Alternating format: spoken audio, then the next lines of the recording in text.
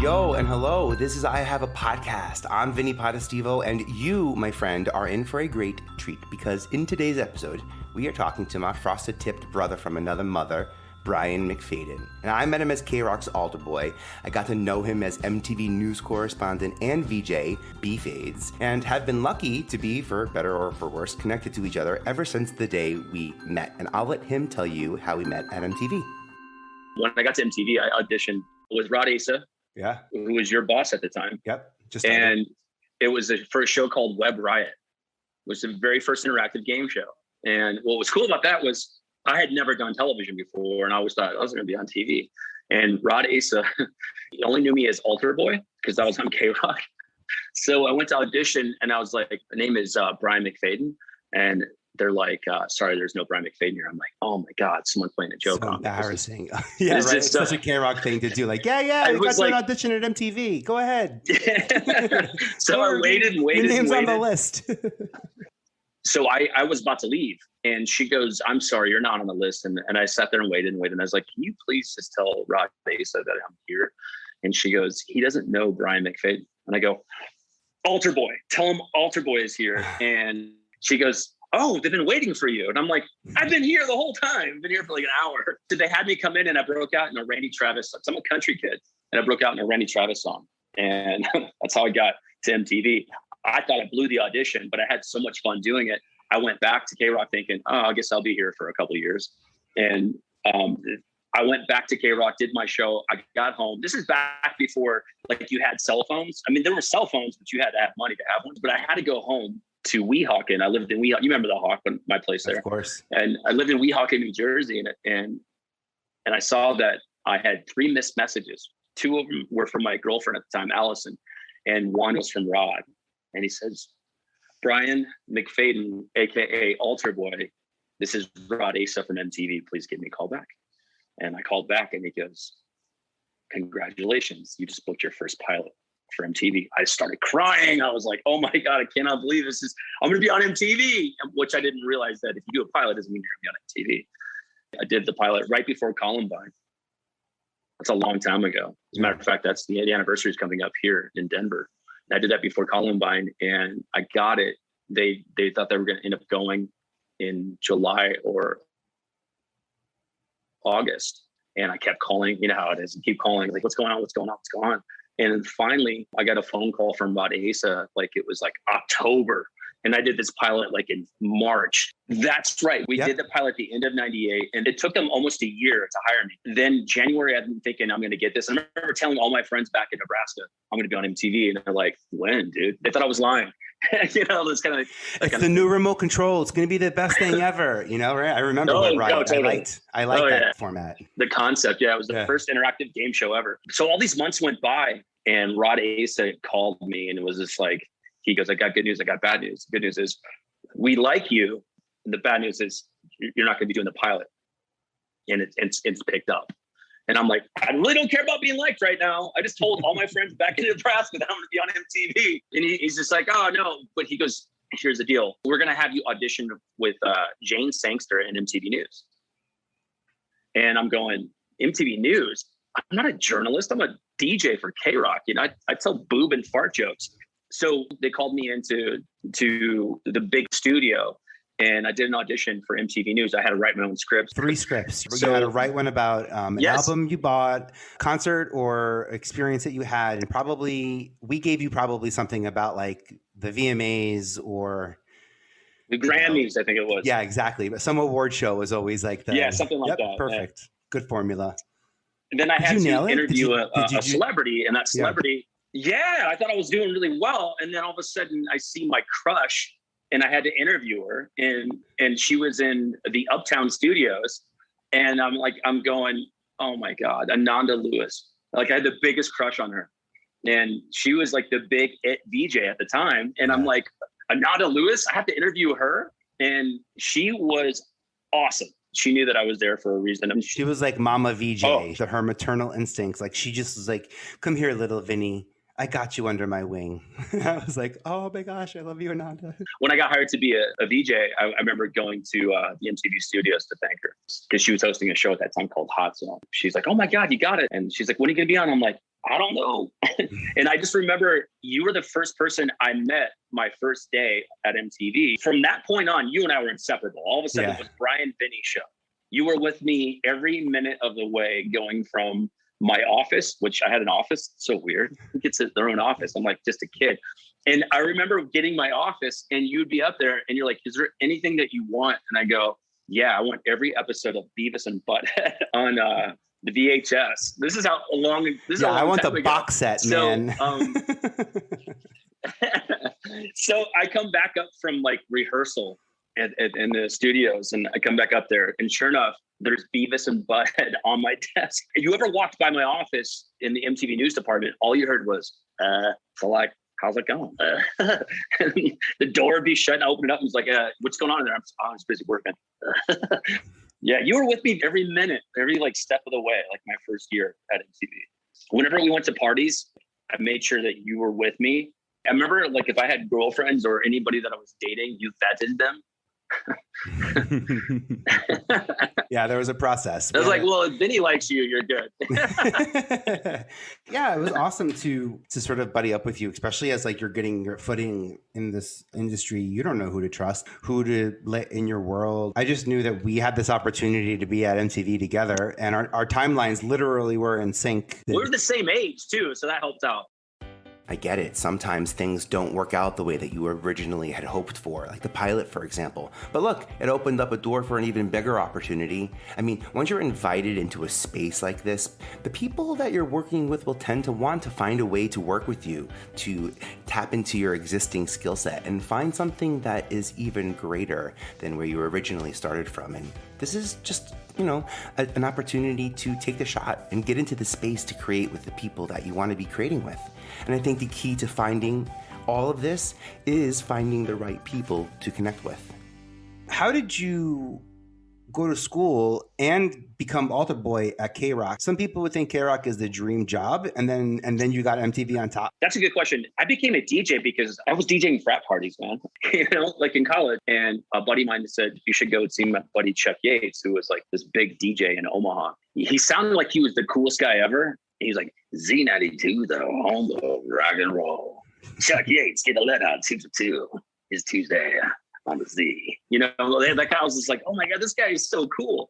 And he goes, you should go meet with him. And Chuck Yates agreed to meet with me. So I go to this studio in Omaha, Z92, and there was this big fat guy sitting behind the console. It just looked like he just like finished knocking back a few, but he didn't. He was a really nice guy. And he let me use the console in the studio next door to make a fake audition tape. How did you know how to use the console? He taught me. Oh, he taught you. So you asked him if you could use it. He said yes. And you go, great. Now can you teach me?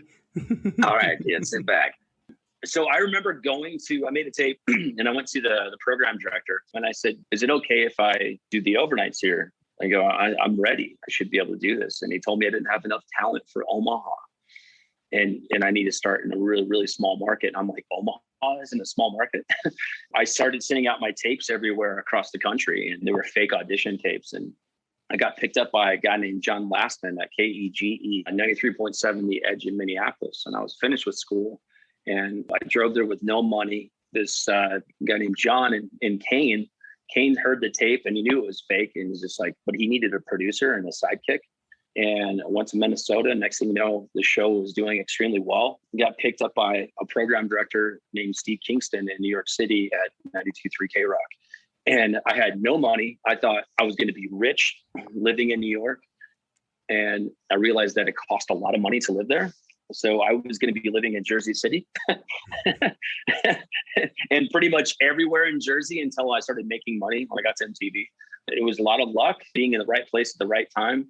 And honestly, the genre of music, I mean, it was when you're at that age and that's like your jam, we're talking alternative rock music was at an all-time high, and it was starting to cross over into pop. And that was kind of my thing back in those days. So you can create a radio show, not in New York, it could hit, and then it would get picked up almost like, is it syndicated, or how does that work out? So when I got to K-Rock, it was like we were young and just kind of the cool kids. That's what we were. I got to MTV by accident. And you probably know this person. Her name is Tara Flanagan. And she was the casting director over at VH1. She heard the show and she wanted to know what I looked like. She saw my picture on the K-Rock website, called me. She goes, "You look like you're 12. You'd be perfect for MTV."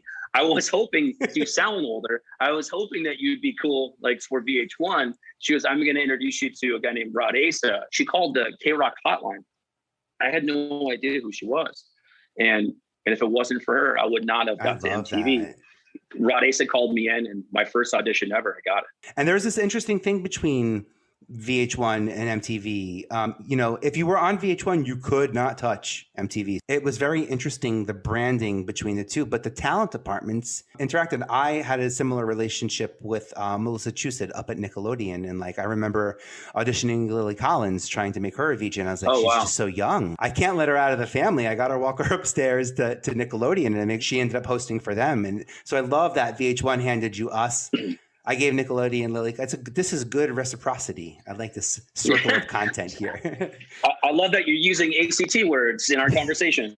Even though methods of connecting with people have evolved, the importance of connection still remains the same.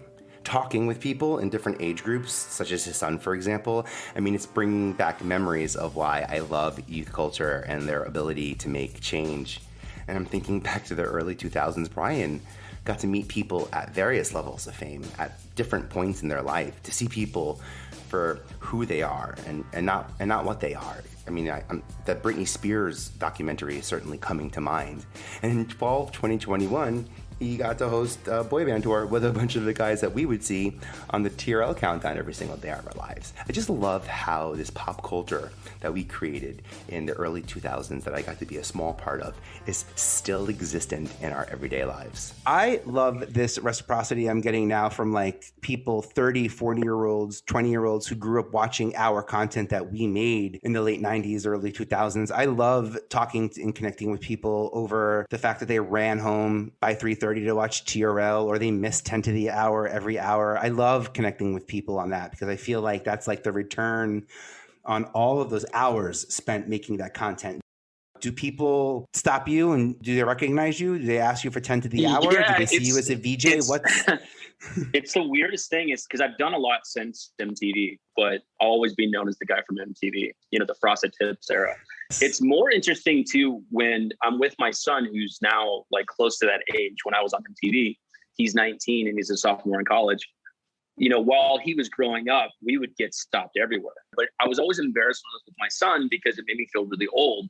And we'd be out grocery shopping and I would just pray that nobody would recognize me from that era. And I pray for it because my son would be like, "Oh, wow, you're so old." And I go, "Why would you say that?" And he goes, "Well, because she said she grew up watching you." That's really funny because he can't even wrap his head around, wait, why would people rush home to watch a show at 3:30 when they can just go to YouTube and call it up and watch whatever they want? Got pictures of Dane as a baby and a toddler on set at TRL. Yeah. That to me is cool. Just mind is blown. I can't believe that, one, he was born the month prior to 9/11. I was holding him during that whole entire thing. And I remember watching the second plane go through, and it was just one of the saddest things ever. We were holding him going, what world am I bringing you into? A month later, we're doing this special at MTV with Carson Daly and Amanda Lewis.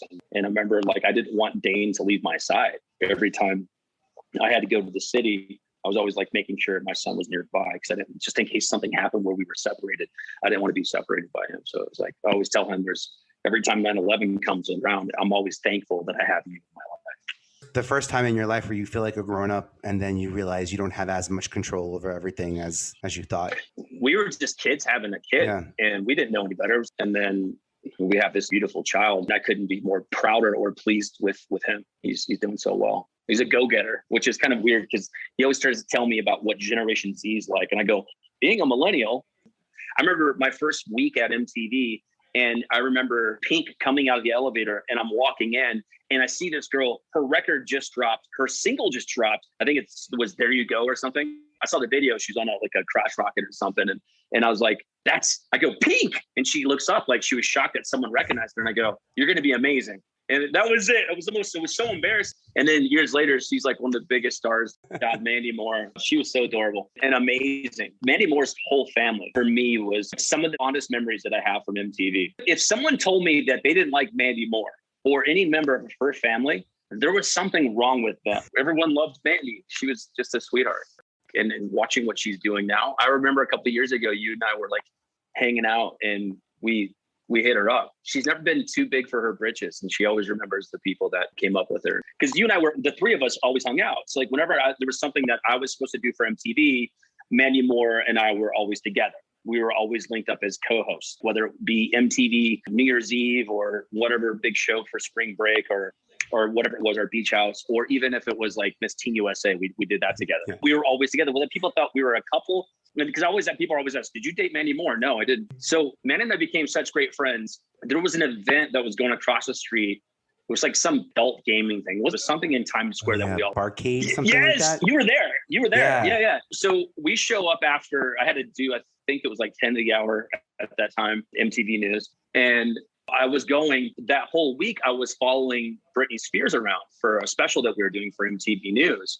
I remember that because you brought her Starbucks or something in a show, and that clip plays on MTV over and over again. Was it her diary or? Yeah, I did this special with Britney called 1515 News, their very last special. Oh, yeah, that's right. It was a week with Britney. It was when her album Oops, I Did It Again dropped. So I hung out with her the entire week. So basically, Britney and I became like thick as thieves. We're just hanging out like 24/7. But it was weird, though, because the power of this pop princess, especially at that time, and I'm just a regular kid from Nebraska, when she came in, I was like, all of a sudden I was in a trance. Like the people that I care about the most are sitting in front of me. That's Vinnie and Mandy Moore. And I was like, okay, guys, I got to go hang out with Britney Spears. She's really famous. So I'll be right back. I mean, if you want to come back and hang out at the theater table, we'll be right here singing Rent. So whenever you're ready. I'm sure that's what we were doing back in the day too. That's all we would sing is Rent over and over again. Yeah. But Britney, you have to realize at that point, Britney is obviously still a huge star. And in New York, where there's so much commotion, when there's that much attention. I mean, we grew up in Times Square. We saw millions of people outside the window chanting, but it's weird when Britney walks into the room and that many people, it's like that type of energy that comes everywhere with her. It's a crazy type of energy. There's two types of famous I've been around in my life. And, both of us together, we've met everyone in the industry. But I had never experienced Elvis Presley type idolizing more than when I was with Britney Spears and the boys from NSYNC. I never experienced that. And being able to be not just a fly on the wall, but actually be a part of that group. Yeah. It was like your heart's beating out of your chest. I'm getting nervous right now talking about it because I remember just being with Britney for that entire week. I had never seen fame to that level. And it broke my heart because even at that time, I think I even mentioned it to you, is that girl had no privacy. And when I saw years later, all the episodes, the battles with paparazzi and the fame and her shaving her head, to me, that wasn't crazy Britney. To me, that was somebody going, I finally have the freedom and I'm going to take advantage of it. And I don't care who's watching now. Leave me alone. You guys want this beautiful pop princess? Well, I'm going to shave my head. F you. That's what I saw. I remember I did something with ABC News not too long ago, and they wanted me to get in it. And I said, it's like, stop glorifying. Yeah. I go, that's what happened to these girls back in, the 2000s, is that we not only sexualized them, but we glorified it. And it was okay to follow around somebody that's like underage for their every waking moment. It sickens me to even go back and watch these specials. And if they would have known what was in her head, I remember being with her that week and we were at Saturday Night Live because she was hosting it that week. And we were backstage and it was the moment her and I had alone together. But my cameraman, Bill Richmond, he was there and it was just him and I. He produced it, this whole little special that we did. And he just knew my style where I just didn't want to make it like a big deal that MTV was here. So I said, just keep the camera down, but make sure it's on us. And I had these like amazing like one-on-one moments. And then like 20 seconds later, as we're in the middle of her like talking about what was coming from her heart as an 18-year-old girl that was going through not just the time of her life, but more fame than anyone at her age should be able to handle. I was a taste of freedom for Britney. because she knew that I wasn't a part of their label. I'm just a new kid from MTV. So at the end of our shoots, we would hang out. I would take her to the clubs and stuff like that. And it was like this one moment where I thought I was super famous. And Vinnie, I wasn't, because we were at Club Spa in New York City. And we're sitting at a table, just me and Britney and her bodyguard, Big Rob or something like that. Yeah, he was such a great dude. Big dude. She goes, "You want to dance?" And I'm like, "Sure." So we're at Spa and he clears the whole dance floor. Everyone gets off the dance floor and it's me and Britney. I can't dance at all. And she's doing her dance and we're dancing. I'm like, oh my God, now I'm sweating. Like, this is so embarrassing. We get back. I go, she goes, "You want to go sit down?" I go, "Yeah, we should sit down." And then we'll go and sit down. And this guy comes over to the table and he goes, "Hey man, I'm such a huge fan. I've seen like all of your movies. I really liked you in What's Eating Gilbert Grape." And I didn't really process it. He probably thinks I'm Johnny Depp. And Brittany starts laughing. She goes, "She thinks that you're Artie from What's Eating Gilbert Grape, Leonardo DiCaprio." And I'm like, oh man, like I can't have my own moment. Like, this is so I can embarrassing. now picture how you were dancing based on that comment though. The dad dance? Yeah, exactly. That dad dance, that was like in my early to mid 20s. And that dad dance, it's getting better. We had way cooler jobs than like we were qualified for it. At least I did, I'll tell you that. Well, thank you for making time for this. I love you, B, and catching up with you is awesome. Yeah, I love you too, man. And ever. I know, me too. Thank you for having me on. I appreciate it. I can't wait to hear this. And dude, I'm looking forward to watching and listening to everything that you do. And also, I would love to have you on something I'm doing in the future. Yeah, count me in, man. I love that. I know, we'll do something. We always talk about it. We're getting close. Well, this is where you shine. You're good at it. Oh, thank you very much. Other than the delay, you're a good listener. And that makes a good host, which is fantastic, dude. Love you, man. I love you. Thank you for that, B. You've been listening to I Have a Podcast with Vinnie Potestivo. If you like what you heard and you want to hear more, please find us at ihaveapodcast.com or wherever you get your podcasts. Thanks a lot for listening, and we'll see you next week.